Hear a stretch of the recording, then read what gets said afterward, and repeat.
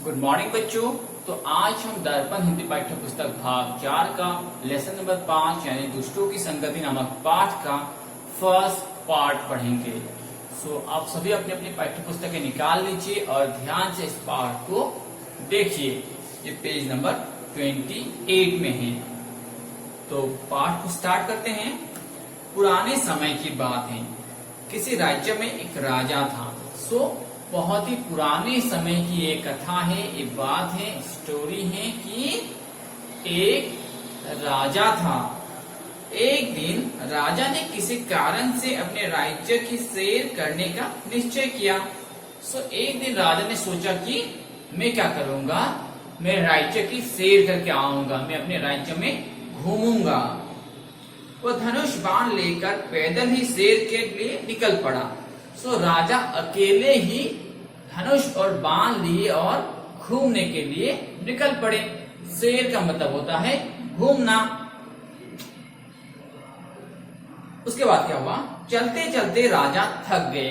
राजा अकेले गए थे और चलते चलते गए थे, इसीलिए थोड़ी दूर चलने के बाद राजा थक गए। अतः वह बीच रास्ते में ही एक विशाल पेड़ के नीचे बैठ गया। इसलिए राजा ने क्या सोचा, मैं थोड़ी सी लेकिन विश्राम कर लेता हूँ, लेकिन आराम कर लेता हूँ बोलकर राजा एक विशाल पेड़ के नीचे बैठ गए।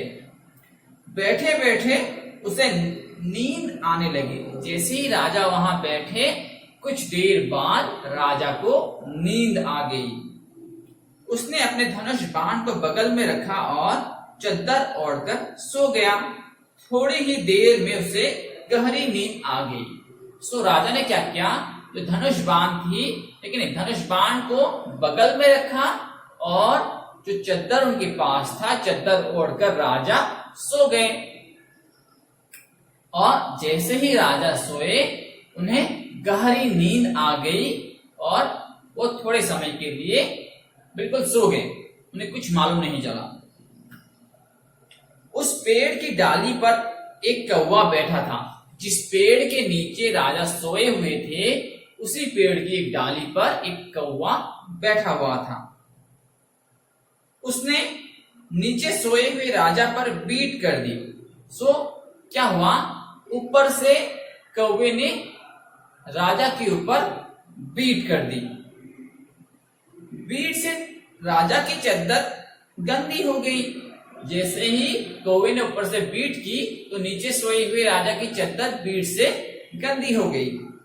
राजा खर्राटे ले रहा था। उस समय राजा एकदम गहरी नींद पे थे और खर्राटे ले रहे थे। उसे पता नहीं चला कि उसकी चद्दर गंदी हो चुकी है, गंदी हो गई है। राजा को पता ही नहीं चला कि कौवे ने उसकी चद्दर पर बीट कर दिया है और चद्दर बीट से गंदी हो चुकी है। कुछ समय पश्चात कौवा वहां से उड़कर चला गया। थोड़ी देर बाद कौवा वहां से चला गया। कुछ देर बाद एक हंस उड़ता हुआ आया और वह उस डाली पर उसी जगह बैठ गया जहां पर कौवा बैठा था।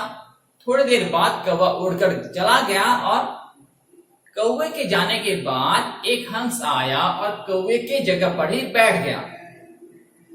जब राजा की नींद खुली तो उसने उठकर अपनी चद्दर देखी। चद्दर बीट से गंदी थी। थोड़ी देर बाद राजा भी नींद से जाग गए और उन्होंने देखा कि उनकी जो चद्दर थी वो बीट से गंदी हो चुकी थी। फर्स्ट पार्ट में इतना ही। हम लोग सेकेंड पार्ट में इसका जो पेज नंबर 29 है वो पढ़ेंगे। फर्स्ट पार्ट में क्या पढ़ा, मैं उसकी समरी बता देता हूं कि एक राजा था। वह एक दिन अपने राज्य में घूमने के लिए निकल पड़ता है। थोड़ी दूर जाने के बाद वो थक जाता है और एक पेड़ के नीचे बैठ जाता है। बैठे बैठे उसे नींद आती है और वो क्या करता है, अपने धनुष बाण को बगल में रखता है और चद्दर ओढ़कर सो जाता है। जिस पेड़ के नीचे राजा बैठा था, उसी पेड़ पर एक कौवा भी था। राजा के सोने के बाद कौवे ने राजा के ऊपर बीट कर दी। जिस वक्त कौवे ने राजा पर बीट की, उस वक्त राजा गहरी नींद में सो रहे थे। कौवे के जाने के बाद स्थान पर एक हंस आया और कौवे के स्थान पर बैठ गया। थोड़ी देर बाद राजा नींद से जागे और देखा कि उनकी चद्दर बीट से गंदी हो चुकी है। अगर फर्स्ट पार्ट में जो 3 पैराग्राफ थे, फर्स्ट सेकेंड थर्ड, इनमें से अगर कुछ नहीं समझे तो मुझे कमेंट करना या फिर मेरे व्हाट्सएप पे टेक्स्ट करना, मैं तुमको वो वाला पार्ट फिर से समझा दूंगा। तो आज के लिए इतना ही, धन्यवाद।